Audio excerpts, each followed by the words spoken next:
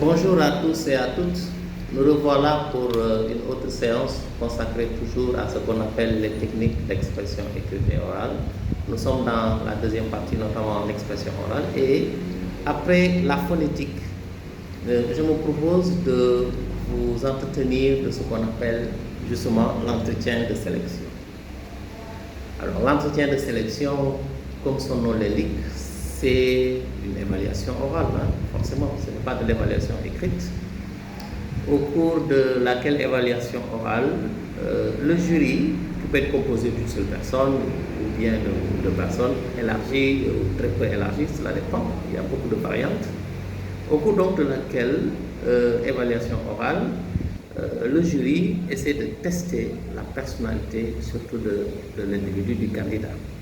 Alors, sélection, pourquoi? Parce que c'est une évaluation aussi que nous retrouvons dans beaucoup de situations, notamment lors des concours, après la phase écrite. Très souvent, l'ultime étape pour réussir à un concours, surtout les grands concours, c'est l'entretien avec le jury, ce qu'on appellera aussi le grand oral. Sélection aussi parce que cela peut être une évaluation pour entrer dans un institut, donc peut-être pas vraiment un concours, mais un test quand même pour entrer dans une structure, une école, un institut, une université prestigieuse, etc. Sélection aussi parce que, c'est ce qui m'intéresse moi aujourd'hui, cela peut être pour entrer dans une entreprise, commencer donc une véritable vie professionnelle. Et dans ce cas, souvent c'est pour décrocher un stage ou encore pour être embauché véritablement. Donc l'entretien de sélection de manière générale nous intéresse certes, mais particulièrement l'entretien appelé l'entretien d'embauche. Je l'ai souligné tantôt, c'est un moment assez particulier qui peut être considéré par certains comme redoutable, mais justement parce qu'on sent l'œil scrutateur du jury, des membres du jury, on se sent jugé, épié, testé, l'on jauge nos capacités, surtout notre personnalité, comme je l'ai souligné, parce qu'il ne s'agit pas seulement d'évaluer à l'écrit quelqu'un. Justement, il y a des documents que l'on donne a priori avant d'être présélectionné pour un entretien. Je veux parler du CV, notre curriculum vitae. Je vous parlais aussi de la lettre de motivation. Donc, lorsqu'on nous convient à un entretien, cela veut dire très souvent qu'on a déjà franchi une première étape, qu'on est présélectionné. C'est pourquoi je voudrais mettre l'accent sur le fait qu'il ne faut pas avoir peur d'aller à cet entretien-là, ou pour une embauche ou pour n'importe quelle autre sélection.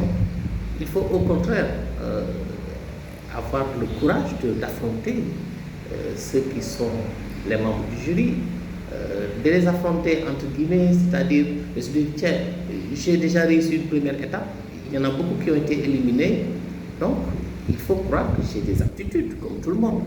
Et justement, pour parler d'aptitudes, vous conviendrez avec moi que le simple fait d'avoir des diplômes, de posséder donc des connaissances académiques ne suffit pas pour accéder à l'entreprise, pour être embauché. Donc, les recruteurs cherchent autre chose, forcément. Et ce qu'ils cherchent à travers la personnalité de l'individu, à travers ses compétences, c'est entre autres quoi? Des aptitudes, c'est-à-dire des qualités. Et je me focalise sur 3 qualités essentielles déjà. Des qualités intellectuelles, c'est important. Des qualités aussi ou aptitudes physiques, c'est important. Et des qualités aussi relationnelles, surtout lorsqu'il s'agit de travail. On ne recrute pas n'importe qui pour l'insérer dans une équipe, dans le cadre professionnel particulièrement. Commençons par les aptitudes intellectuelles. Les aptitudes intellectuelles, ça renvoie à des qualités. Je vous parlais déjà du sens de la concentration, par exemple, l'esprit critique, mais une critique positive, pas critiquer pour critiquer, mais une critique assez positive. C'est important d'avoir un esprit critique, de savoir relativiser, remettre en question de manière objective. Le sens de la créativité, pour éviter de verser dans la routine, juste faire ce qu'on demande de faire. Non, il faut aussi avoir de la suite dans les idées, l'esprit d'analyse, l'esprit de synthèse, le sens de l'observation, véritablement. Le sens de l'écoute, c'est essentiel aussi chez un intellectuel. La vivacité d'esprit qui est fondamentalement importante, hein. Cela permet de voir si le candidat peut se tirer d'affaire dans une situation qu'il n'a pas forcément prévue. Comment il réagit réellement lorsqu'il est dans une situation imprévue, assez complexe. La maîtrise de l'expression, surtout de l'expression orale, donc savoir simplement converser, tenir une conversation, développer ses idées, les faire connaître simplement, comprendre aussi les idées des autres, absolument. Et le sens aussi de l'objectivité, hein, c'est important. Et ne pas se murer dans des a priori, dans des préjugés, remettre en question, développer des idées, mais de manière objective, éviter le populisme gratuit, hein, éviter de généraliser de manière... Je donne un exemple. Que pensez-vous du leadership féminin? Hein? Dire que toutes les femmes en fait sont très compliquées, il ne faut pas leur confier des postes de responsabilité, sinon elles vont en abuser. Ce point de vue n'a rien d'objectif, absolument, absolument pas d'ailleurs. Hein? C'est loin d'être objectif, ça ne recoupe pas avec la réalité de la vie. On peut avoir un point de vue à développer, oui, mais éviter de généraliser, forcément. Au contraire, il y a de plus en plus de femmes très dynamiques, comme il y a des hommes aussi absolument dynamiques. Donc ce n'est pas un problème d'appartenir à tel ou tel genre, non. Ce sont des aptitudes, des compétences que tout le monde peut avoir forcément. Ouais. À part les aptitudes intellectuelles, il faut aussi des aptitudes physiques. Le recruteur aussi peut tester en nous des aptitudes physiques, notamment le dynamisme. Et à ce propos, venir avec 15 minutes de retard n'est pas un signe de dynamisme, hein, n'est pas un signe de rigueur, forcément. Le goût du défi, hein, le dévouement, la persévérance, la détermination, et tout cela, ça se recoupe à travers quoi? La motivation. C'est le fin mot de tout. Est-ce que l'on est motivé? Est-ce que l'on montre au jury, donc au recruteur qu'on est motivé jusqu'au bout des ongles, hein, si je puis m'exprimer ainsi, gonflé à bloc entre guillemets pour parler de manière assez imagée, et déterminé à faire le travail qui nous est proposé. Donc les aptitudes physiques sont des qualités qui renvoient à l'endurance, le courage, le dynamisme, la volonté, etc. Ça peut se deviner déjà à travers le CV, à travers la lettre de motivation, mais l'entretien est le moment idéal aussi pour converser, discuter, vérifier si ce que l'on a mis déjà dans le CV est vrai, est véridique. Si on ne l'a pas gonflé, ce qu'il faut vraiment éviter. Hein, élaborer un CV, c'est le faire avec sincérité. Et la sincérité, justement, c'est aussi une qualité essentielle. En plus des qualités intellectuelles, physiques, entre autres, qu'on a déjà passé en revue de manière très brève, il y a aussi les qualités ou aptitudes relationnelles. Ça, c'est essentiel. Notamment, est-ce que le candidat a un esprit d'équipe? Parce que sinon, même dans le domaine du football, si on peut être le joueur le plus talentueux du monde, si on n'a pas cet esprit d'équipe-là, ça peut fausser tout, quoi, en réalité. Est-ce qu'on est apte à la communication? C'est important aussi. Être apte à communiquer avec ses collègues, avec les autres membres des équipes auxquelles on est associé. Est-ce qu'on a cette aptitude à la négociation? C'est-à-dire, est-ce qu'on a cet esprit de diplomate? Être diplomate maintenant ne signifie pas être conciliant, hein, à tort, non, ce n'est pas cela. Mais c'est ouvrir toujours des espaces de dialogue. C'est important. Est-ce qu'on est ouvert à autrui? Ça ne signifie pas aussi embarrasser le premier venu, ce n'est pas ça du tout. Mais comme on travaille en équipe dans le domaine professionnel, il va falloir aussi éviter de se fermer vis-à-vis d'autrui et de créer des tensions, une certaine animosité qui nuirait au travail, véritablement. La sociabilité, c'est aussi une aptitude relationnelle essentielle. Hein. La réaction positive aux critiques. Une chose est de savoir faire des critiques positives, et autre chose aussi de savoir accepter des critiques de manière positive. Parce que les critiques nous permettent de nous améliorer, donc d'avancer et de corriger les imperfections qui ne peuvent pas manquer forcément. Ce n'est pas parce que quelqu'un nous critique que c'est notre ennemi, non, du tout. Alors, au contraire, c'est une alerte qui nous est donné et qui nous permet de nous corriger, de réajuster, ou si l'on considère que la critique n'est pas véritablement fondée, au moins nous avons quand même une information. Notre interlocuteur n'a pas vraiment compris peut-être. C'est le moment justement de lui expliquer encore mieux avec pédagogie pour qu'il comprenne. Mais dans les aptitudes relationnelles, il y a aussi le devoir de réserve. C'est important de la part d'un professionnel. Il ne s'agira pas lors d'un entretien de casser du sucre entre guillemets de manière familière sur le dos de ses anciens collaborateurs, autrement dit de verser dans la médisance, de dire du mal des autres, non, non, ou de révéler des secrets par rapport à des opérations qu'on a dirigées ou bien auxquelles on a participé dans une entreprise antérieurement, etc. Non, il faut savoir raison garder et c'est essentiel. Donc, je disais tantôt que les recruteurs cherchent à déceler chez le candidat des qualités essentielles, des qualités intellectuelles, des qualités physiques, des qualités relationnelles, entre autres. C'est important. Donc, il ne s'agit pas seulement d'avoir des diplômes et autres, non.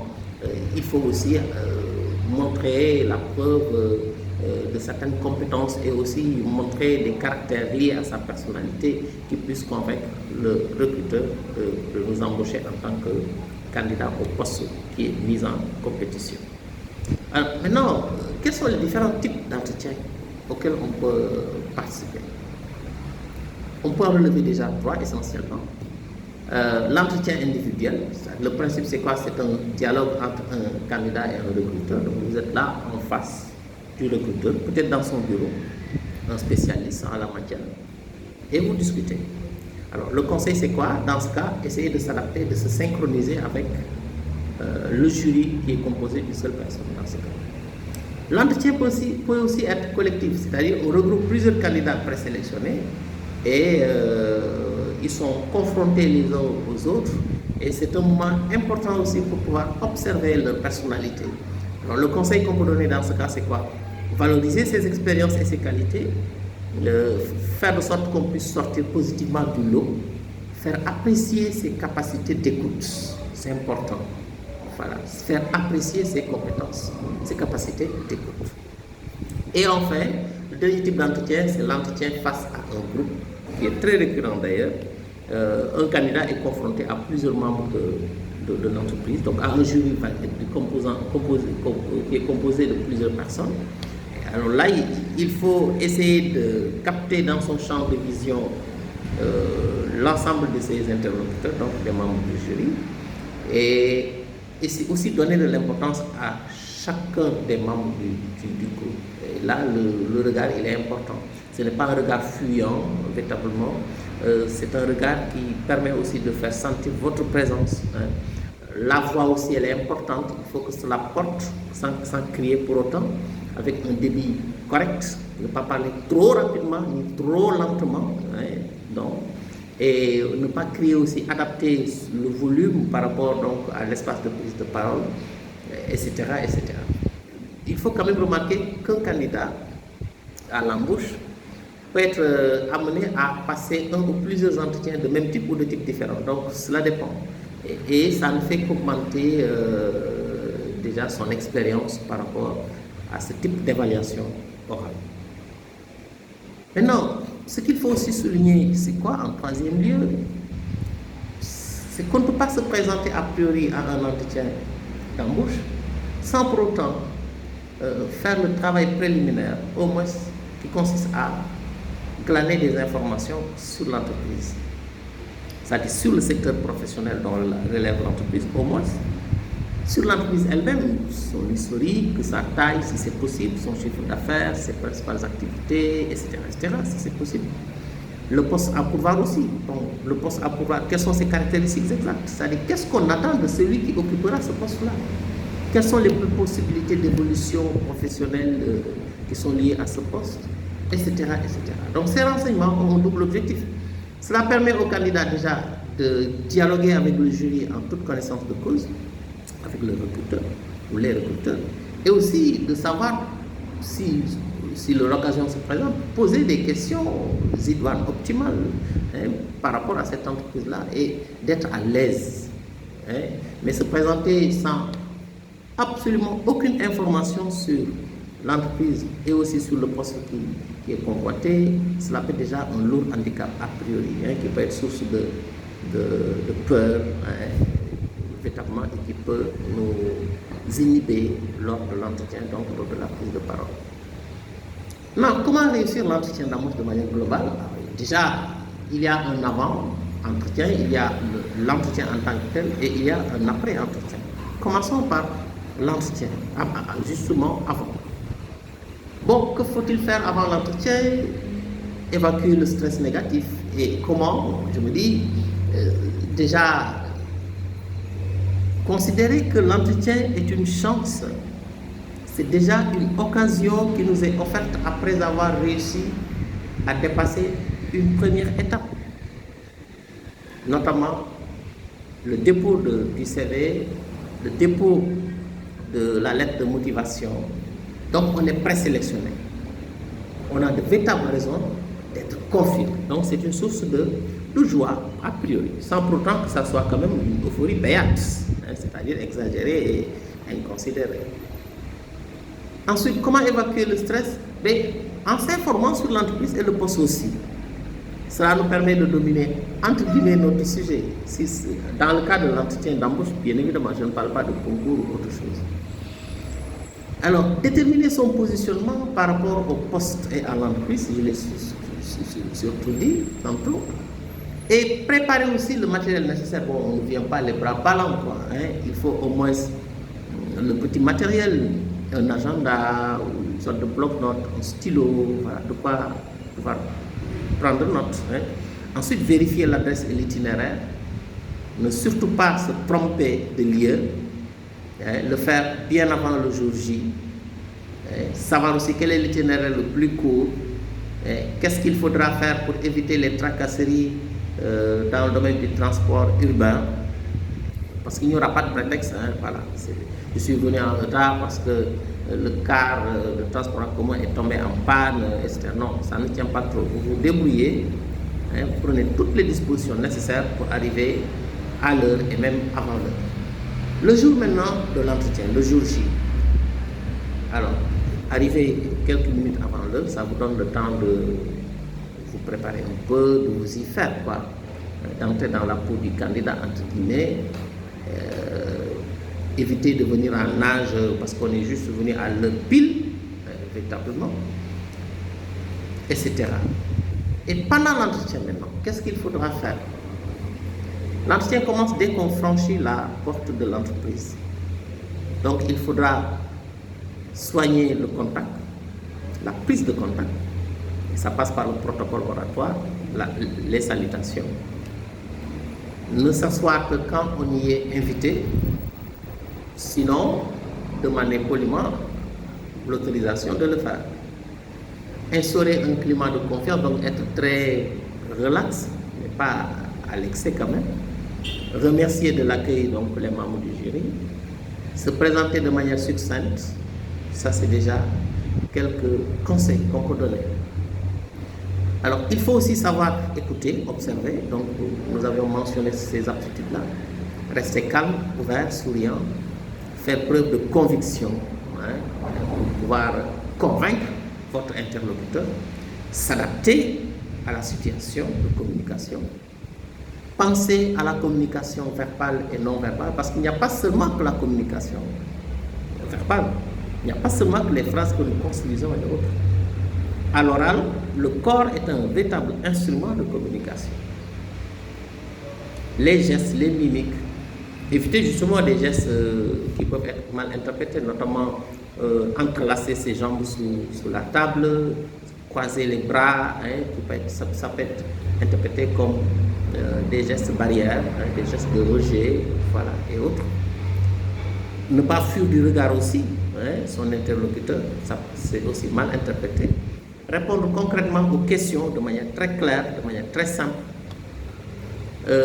Prendre note, c'est important parce que vous pouvez être bombardé de questions pour voir si vous êtes bien organisé. Donc ce ne sera pas toujours assez correct de demander, de répéter une question à votre interlocuteur parce que celui-ci vous en a posé trois par exemple successivement, il va falloir prendre note de manière très rapide, sans pour autant maintenant être complètement rivé sur ces notes. Voilà.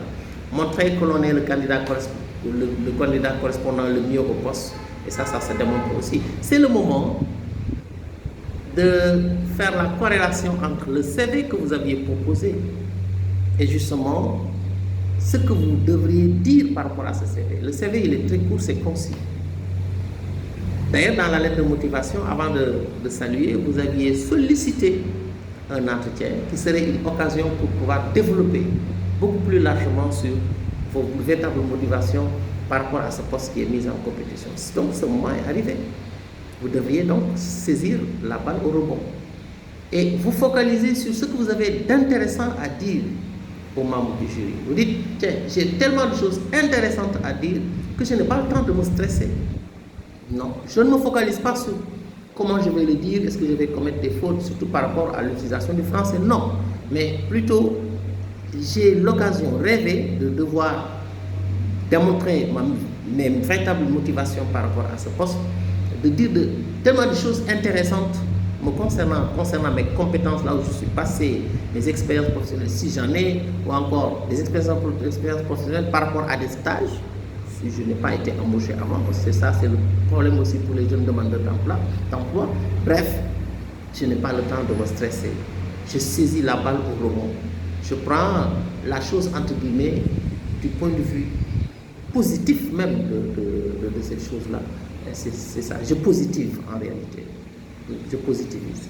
Excusez-moi. Remercier et soigner la prise de congé. Avant de quitter, il va falloir aussi respecter toujours le protocole oratoire, remercier de cette occasion qui vous est offerte et bien évidemment avant de tirer sa révérence, c'est-à-dire de partir. Ne pas partir comme ça à tout va sans pourtant le faire. Après l'entretien maintenant, que faudrait-il faire? Faire le bilan. Vous en avez subi plusieurs, faites le bilan. Cela vous permet aussi de préparer d'autres entretiens, donc de consulter un petit dossier, de peaufiner encore votre stratégie, de faire d'autres relances, ainsi de suite, jusqu'à ce que vous tombiez sur un entretien qui soit concluant. Maintenant, quelles sont les maladresses à éviter? Très rapidement. Parmi ces maladresses, il y en a beaucoup. Il y a le fait de laisser sonner son téléphone portable. Là, il faut vraiment l'éviter. Le téléphone portable, il faut l'éteindre, le ranger dans son sac, ou même ne pas l'emmener, peut-être ranger dans votre sac, éteindre aussi, désactiver le réveil matin.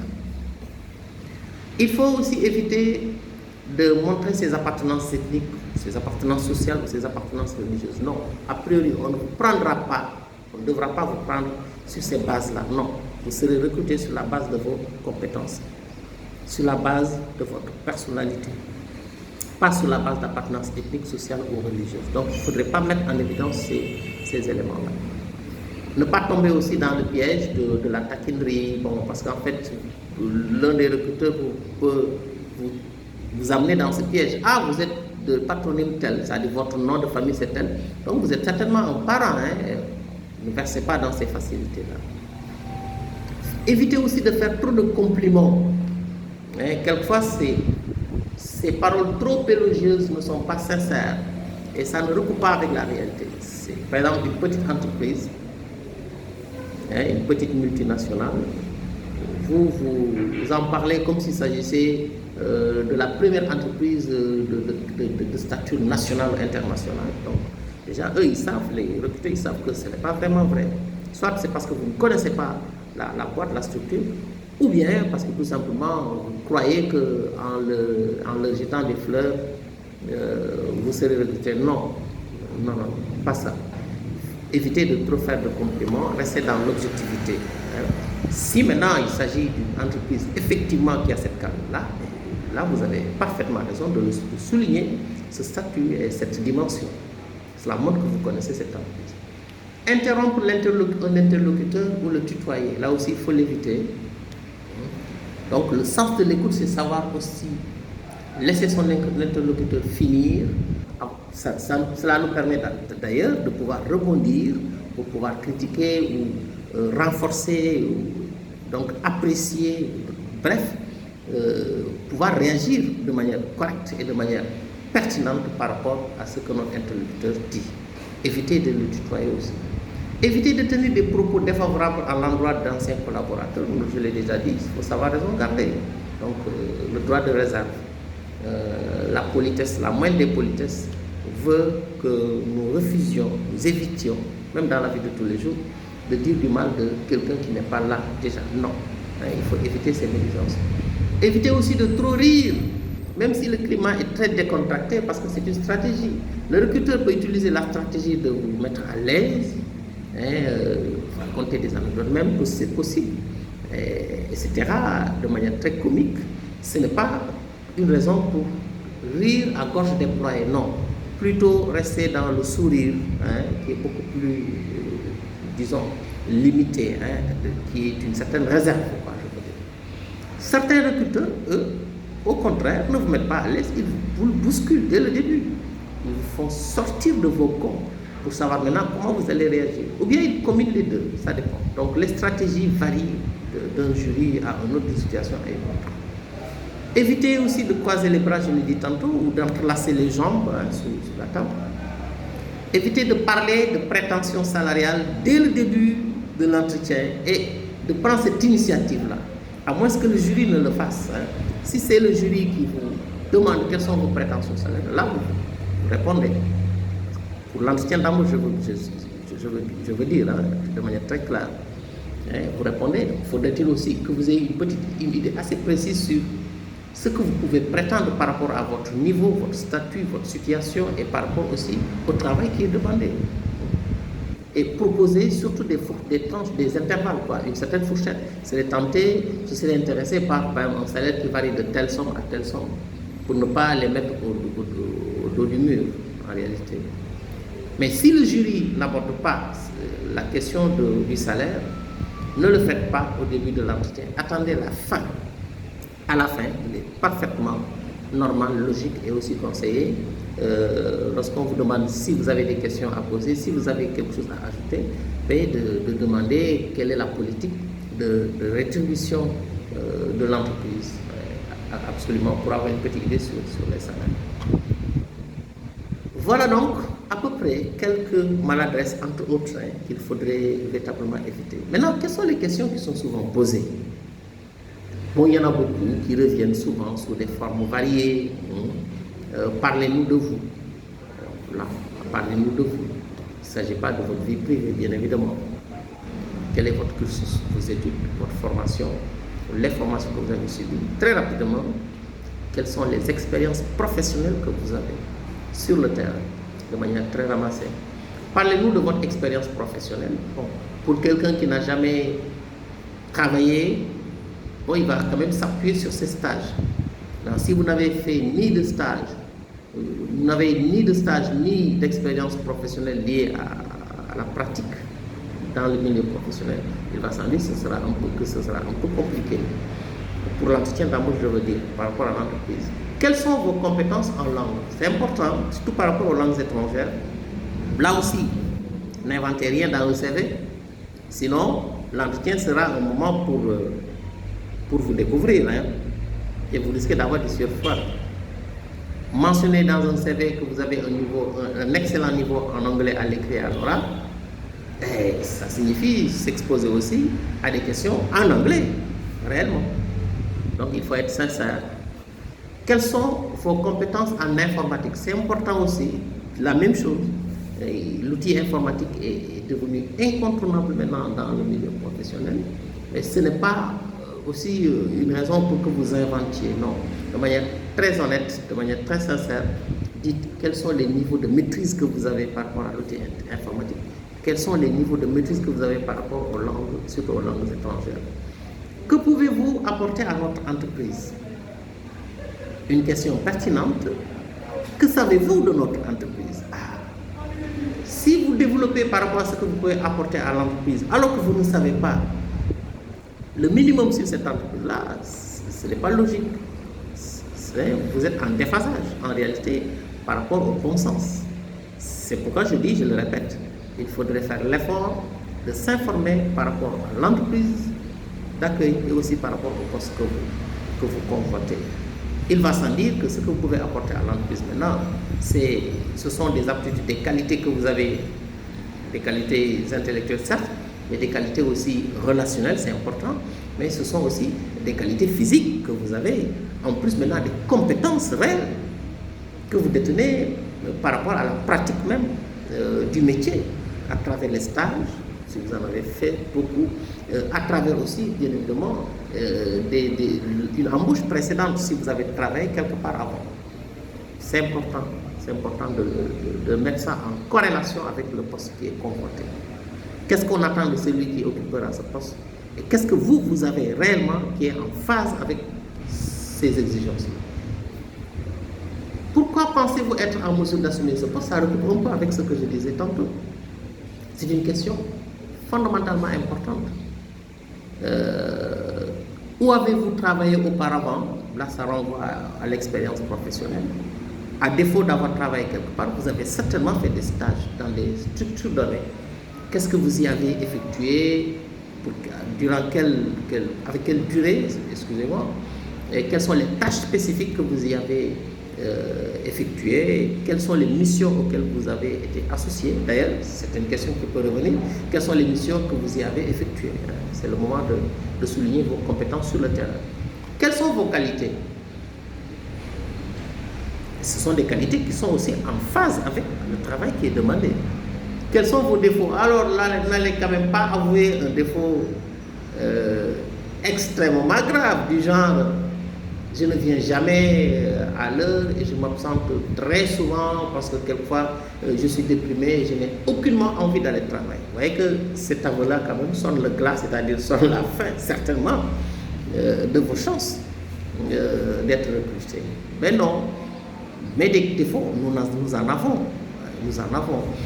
Exemple, j'avoue que je suis quelquefois un peu trop exigeant vis-à-vis de mes collaborateurs lorsqu'il s'agit d'accomplir des tâches très délicates. Oui, c'est un défaut, mais ce n'est pas un défaut grave. Si je suis un peu trop exigeant, c'est parce que je suis rigoureux, absolument. Voilà. Et c'est un défaut, certes, mais pas un défaut grave.